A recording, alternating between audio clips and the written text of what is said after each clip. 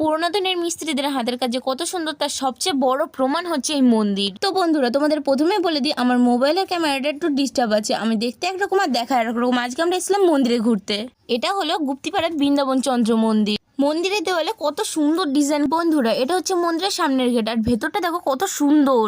এই পেন্টিং গুলো দেখো কত সুন্দর, দেখে মনে হয় যেন এক একটা পেন্টিং এ ইতিহাস লুকিয়ে আছে। মন্দিরটা কিন্তু অনেক পুরনো, তাই ওপরের কিছু কিছু ডিজাইন মুছে গেছে। শুনেছি এই দরজা দিয়ে মন্দিরের ওপরে ওঠা যায়। মন্দিরের সামনের ডিজাইন গুলো কত সুন্দর। মন্দিরের গায়ে সেই পুরনো ডিজাইন গুলো কিন্তু এখনো জলজল করছে। এইদিকে দেখো, এই মন্দির যতটা পুরনো, এই গাছটাও কিন্তু ঠিক ততটাই পুরনো। রথের মেলার সময় এই পুতুলগুলো কিন্তু রথের মধ্যে বসানো হয়। মন্দিরের গায়ে অনেক ডিজাইনও রয়েছে। এই গাছের ফুলগুলোর গন্ধ কিন্তু খুবই সুন্দর। দেখো ফুলগুলো দেখতেও কতটা পরিমাণে সুন্দর। এই মন্দিরটা হচ্ছে রাম, লক্ষণ ও সীতা মাতার মন্দির। আগেকার দিনের মিস্ত্রিরা কত সুন্দর হাতের কাজ করতো, এই মন্দিরই হচ্ছে তার সবচেয়ে বড় প্রমাণ। এই কাজগুলো কিন্তু পুরোটাই টেরাকোটা শিল্পের ওপর করা। কি সুন্দর নিখুঁত হাতের কাজ। আর এই মন্দিরটা হলো রাধাকৃষ্ণের মন্দির। আজকের ব্লগ এইটুকুই, দেখা হচ্ছে নেক্সট ব্লগে। Bye bye.